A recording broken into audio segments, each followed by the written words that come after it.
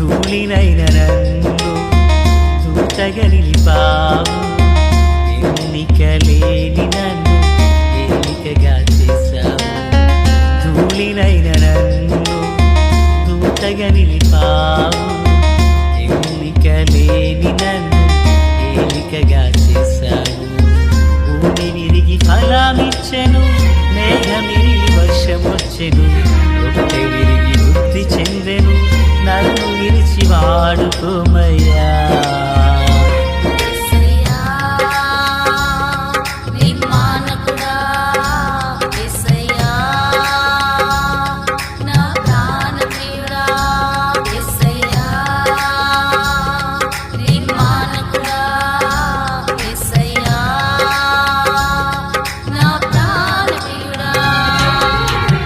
ధూళినైన నన్ను దూతగా నిలిపావు, ఎన్నికలేని నన్ను ఏలికగా చేశావు. ధూళినైన నన్ను దూతగా నిలిపావు, ఎన్నికలేని నన్ను ఏలికగా చేశావు. ప్రభు అయినటువంటి యేసుక్రీస్తు వారి పరిశుద్ధమైన నామంలో తండ్రి అయిన దేవాది దేవునికి స్తోత్రాలు చెల్లిస్తూ అందరికీ నా హృదయపూర్వకమైన వందనాలు, స్తుతులు, స్తోత్రాలు తెలియపరుచున్నాను. ఆత్మీయులారా, బాగున్నారు కదా? దేవుని మహాకృపను బట్టి మరొక పర్యాయము మనం ఇలాగున దేవుని నామాన్ని గణపరచు భాగ్యం మహాదేవుడు మనకు అనుగ్రహించున్నారు. దయగలిగిన ఆయన ఆత్మచేత సమభూమి గల దేశమున ప్రభు మనలందరినీ నడిపించునుగాక. సంతోషం పిల్లరా, నేటి దినాన మరి శనివారం, రేపటి పునరుత్థాన ఆరాధన కొరకు ఈ దినముననే మనము సిద్ధపడవలసిన సమయం ఆసన్నమవుచున్నది. పిల్లరా, మరి నేటి దినాన వాక్య ధ్యానము కొరకైనటువంటి భాగముగా ద్వితీయోపదేశ కాండము 30వ అధ్యాయము 9వ వచనం నుండి 15 వరకున్న వచనాలు. చూడుము, నేడు నేను జీవమును మేలును మరణమును కీడును నీ ఎదుట ఉంచి ఉన్నాను. ప్రార్థన. తండ్రి దేవా, స్తోత్రాలు. చదవబడిన వాక్యం మీది వినుచున్న వారందరూ మీ వారు, మీ దాసుడనైన నన్ను పూర్ణంగా మరుగు చేసి దైవస్వరమును వినిపింపచేయండి. మీరు ఆకడ కొరకు, రాజ్యం కొరకు సిద్ధం చేయండి. నీతి సూర్యుని యొక్క ముఖకాంతి అందరి యందు ప్రకాశించబడును గాక. మేలు చేత నడిపించమని, దీవెన ఆశీర్వాదాన్ని దయచేయమని మహోన్నతమైన యేసునామంలో ప్రార్థించిన మనవులన్నీ పొంది ఉన్నామని నమ్ముచున్నాము మా పరమ తండ్రి, ఆమెన్. ప్రియులారా, బాగున్నారు కదా? రేపటి దినాన మనం వినబోచిన వర్తమానాలు కీర్తన భాగము ఇంకో గ్రూపు నందు తెలియపరచబడుతున్నాయి. సిద్ధపడాలని ప్రభు పేరట మనవి చేస్తూ ఉన్నాను. ఈ చదివినటువంటి వాక్య భాగాన ముందుండిన వచనాల్లో ధర్మశాస్త్రాన్ని గురించి ప్రభు మాట్లాడుచున్నారు. ధర్మశాస్త్రం అనేది ఎక్కడుంది, ధర్మశాస్త్రం అనేది ఎలాగునా మనకు అందించబడింది అనేది కొన్ని విషయాలు ప్రభు వారు చెప్పారు. ఈ ధర్మశాస్త్రం రాయబడిన ఆజ్ఞల కట్టలను గైకొని నీ దేవుడైన యెహోవా మాట విని పూర్ణ హృదయముతో పూర్ణాత్మతో దేవుడైన యెహోవా వైపు మళ్ళునప్పుడు యెహోవా నీ పితరుల యందు ఆనందించినట్లు నీకు మేలు చేటుకు నీ యందు ఆనందించి నీ వైపునకు మళ్ళును అని ప్రభు వారు మాట్లాడుతున్నారు మోషే ద్వారా. బాగా దేవుని మాటలు ఆలకిందాం పిల్లరా. పితరుల యందు దేవుడు ఎలాగ ఆనందించారో అలాగే నీ యందు కూడా దేవుడు ఆనందించాలనుకుంటున్నాడు. నీవు ఆయన వైపునకు మళ్ళీ నీ ఎడల ఇదిగో ప్రభు నీ వైపునకు మళ్ళును అంటూ ప్రభువారు మాట్లాడుతూ ఉన్నారు. దేవునికి మహిమ కలుగును గాక.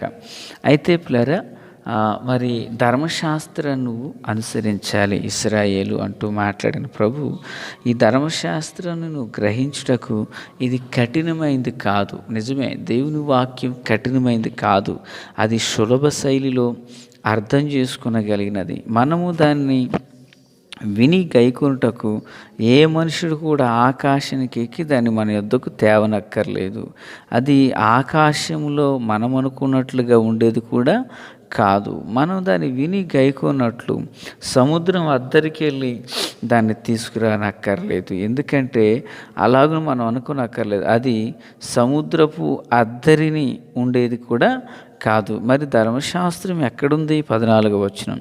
దాన్ని మనం అనుసరించాలి అనబడిన మాట మనకు బహు సమీపంగా ఉన్నది. అది ఎక్కడున్నదంటే మన హృదయంలోనూ మన నోటను ఉన్నది అంటూ ప్రభువారు మాట్లాడారు. నిజమే, ధర్మశాస్త్రం సముద్రానికి అద్దరం లేదు, ఆకాశంలో లేదు. అది ప్రజలు వినున్నట్లుగా, ప్రజలు గైకున్నట్లుగా అది అందరికీ సమీపముగాను అందుబాటులో ఉంది. దేవుని వాక్యం సెలవిస్తుంది, యెహోవా మీకు దొరుకు కాలమందు ఆయన మీ సమీపమందు ఉండగా ఆయన వెదకండి అంటూ ప్రభువారు మాట్లాడడం జరిగింది. పిల్లలు ఇక 14 వచ్చిన ముగింపు అయిన తర్వాత ఇప్పుడు ప్రభువారు ఏం మాట్లాడుతున్నారు? ఇదిగో చూడుము, నేడు జీవమును కీడును మేలును మరణమును నీ ఎదుట నేను ఉంచి ఉన్నాను అంటున్నాడు. అంటే 2 జీవ మరణాలు నీ ఎదుటున్నాయి. నీకేది కావాలో కోరుకో. జీవం కావాలా? నీ చేతుల్లో, నీ ఎదుటే ఉంది. మరణం కావాలా? నీ ఎదుటే ఉంది. నీకేది కావాలో దాన్ని కోరుకో అంటూ ఆ ప్రభువారు మాట్లాడుతున్నారు. ఆత్మీయులారా, క్రీస్తునందు నాకు అత్యంత సన్నిహితులారా, ఆనాడు ఒకరోజు యెహోషువ కూడా తన ఎదుటున్న ప్రజలతో ఏం చెప్పారంటే, ఇదిగో మీరు ఎవరిని సేవిస్తారో సేవించండి. మీ పితరులు మరి అద్దరిని శాపగ్రస్తమైనటువంటి విగ్రహాలను ఆరాధించారు. మీరు అలాగున వారిని ఆరాధిస్తారా? మీ ఇష్టం. అయితే నేను నా ఇంటి వారు యెహోవానే సేవిస్తామన్నారు. చూడండి, జీవాధిపతిని మహాదేవుడు మానవుని దైనందిన ప్రతి ఒక్కరి జీవితంలో 2 అవకాశాలు ఇస్తారు. మేలును మన ఎదుట ఉంచుతారు, కీడును మన ఎదుట ఉంచుతారు. జీవ మరణాలను ఆయన మన ఎదుట ఉంచుతారు. అయితే మన ఇష్టం, మనం ఏది కోరుకుని దాన్ని అవలంబిస్తామనేది ప్రభు మనకే అప్పగిస్తూ ఉంటారు. ప్రభు మనకు అప్పగిస్తుంటారు. కనుక దేవుని పిల్లారా, క్రీస్తునందు నాకు అత్యంత సన్నిహితులారా, జీవ మరణములనేవి ఆయన చేతుల్లోనే ఉన్నవి. మేలు కీడు ఆయన మన ఎదుటనే ఉంచినారు.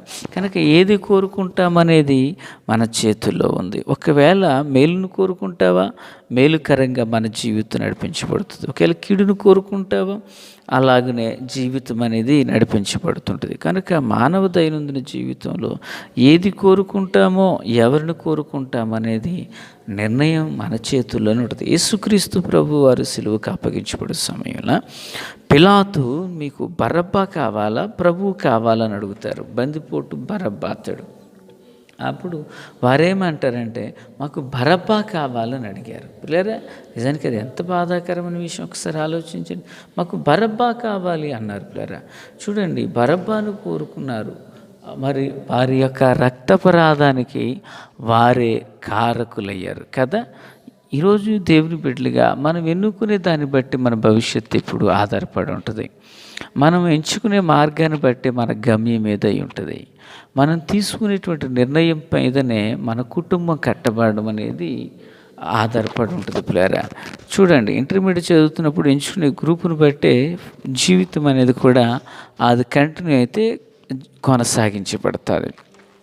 అలాగనని మన జీవితంలో మరి ఏం కోరుకుంటాం? ఆనాడు లోతుతో ప్రభువారు అంటున్నారు, అబ్రహాం అంటున్నాడు, ఇదిగో నీవు తూర్పుకు వెళితే నేను పడమరకు వెళ్తాను, నువ్వు ఉత్తరానికి వెళితే నేను దక్షిణానికి వెళతాను. నువ్వేది కోరుకుంటావు అంటే, అతడు కన్నులు ఎత్తి యోర్దాను అంతటిని కోరుకున్నాడు. అది పచ్చగా కనపడిందంట. పిల్లరా, నిజానికి మరి తరువాత కాలాన మరి ఈ యొక్క అబ్రహాము దీవెనకరంగా మలచబడితే లోతు ఆశీర్వాదకరంగా ఉండలేకపోయాడు. ఎందుకని? లోతు కోరుకున్న విధానం అలాంటిది. మరి ఈ ఉదయకాల వేళ ఈ మాటలు వించినటువంటి ఆత్మీయులకు నువ్వు ఏం కోరుకుంటున్నావు? నువ్వు ఎవరిని కోరుకుంటున్నావు? నువ్వు ప్రభువుని కోరుకుంటున్నావా? ప్రభు యొక్క సహాయాన్ని కోరుకుంటున్నావా? లేక ప్రభు యొక్క సన్నిధిని ఆస్వాదిస్తున్నావా? లోకాన్ని ఆస్వాదిస్తున్నావా? నీవు ఎంచుకునే దాన్ని బట్టే నిర్ణయం అనేది చేయబడుతుంది. ఆత్మీయులారా, మరి దేవుని బిడ్డలుగా మన జీవితంలో మనం గుర్తు చేసుకోవాలి. లోతు అయితే మరి సొదొమ గొమొర్రాను కోరుకున్నాడు. ఇశ్రాయేలు మరి బారులు ఆ రోజుల్లో నా దేవుని పిల్లరా మరి యెహోషువ మాట్లాడుచున్నప్పుడు వారు చివరికి ఫైనల్గా మేము కూడా దేవుని సేవిస్తామంటూ వారు దేవుని వైపునకు తిరిగారు. ఏలియా కాలానికి వచ్చినప్పుడు 2 తలంపుల మధ్యలో వారు ఉన్నారు ప్రియులారా. అప్పుడు ఏలియా అంటున్నాడు, ఇదిగో యెహోవా దేవుడైతే మీరు నా పక్షానికి రండి, బయలుదేవుడు అనుకుంటే మీరు ఆ పక్షాన్ని వెళ్ళిపోండి అంటున్నాడు ప్రియులారా. అప్పుడు ఇశ్రాయేలీలు బలిపీఠం మీదకి దిగి వచ్చిన అగ్నిని చూచి 2 తలంపుల మధ్యలో నుండి వారు విడిపించబడి మరలా దేవుని తట్టునకు వారు తిరగగలిగారు. మరి మాటలు వినిచినటువంటి నీ జీవితంలో జీవ మరణాలు అనేవి దేవుడు నీ ఎదుటే ఉంచాడు. మేలు కీడులు నీ ఎదుటే ఉంచాడు. పాపం పుణ్యం అనబడినది చేయుటకు నీ చేతుల్లోనే ఉంది. పవిత్రంగా జీవించాలన్నా అపవిత్రంగా జీవించాలని నీ చేతుల్లోనే ఉంది. నీవెంచుకునే నిర్ణయాన్ని బట్టే గమ్యం అనేది ఉంచబడుతుంది. కనుక ఆత్మీయులారా, జీవం కలిగినటువంటి దేవుని పిల్లలుగా మన ఆధ్యాత్మిక జీవితంలో మనం ఎంచుకున్న దాన్ని బట్టే మన ఆత్మీయత కట్టబడుతుంది. కనుక లోకము దాని ఆశలు గతించిపోతాయి. లోక సంబంధమైన వాటిని కాక ఆత్మ సంబంధమైన వాటిని వెంబడిస్తూ ప్రభు యొక్క కృపాసనం యొద్ద కనిపెడదాం. ఆనాడు లోకాన్ని సొదొమ గొమొర్రాలను ఎంచుకున్న లోతు దీవెనకరంగా మారలేకపోయాడు. 2 తలంపుల మధ్యలో ఉన్న ప్రజలు వర్ధిల్లలేదు. ఎప్పుడైతే వారు జీవము గల దేవుని వైపునకు త్రిప్పబడ్డారో దేవుని యొక్క కృపను పొందారు. మరి ఉదయకాల వేళ అలాంటి దైవ సన్నిధి మనందరికీ తోడై నడిపించును గాక. ఆమేన్. తండ్రి దేవా స్తోత్రం. వాక్యం అందరి హృదయాల్లో ఫలభరితం చేసి మేలుతో నింపి నడిపించండి. రాకడ కొరకు, రాజ్యం కొరకు సిద్ధం చేయండి. సియోనులో నుండి మీ కృపా కనికర హస్తం ప్రతి ఒక్కరికి తోడయుండును గాక. మేలుకరంగా నడిపించమని, దీవించమని యేసు నామమున అడిగి వేడుకొనుచున్నాం మా పరమ తండ్రి. ఆమేన్. Praise the lord.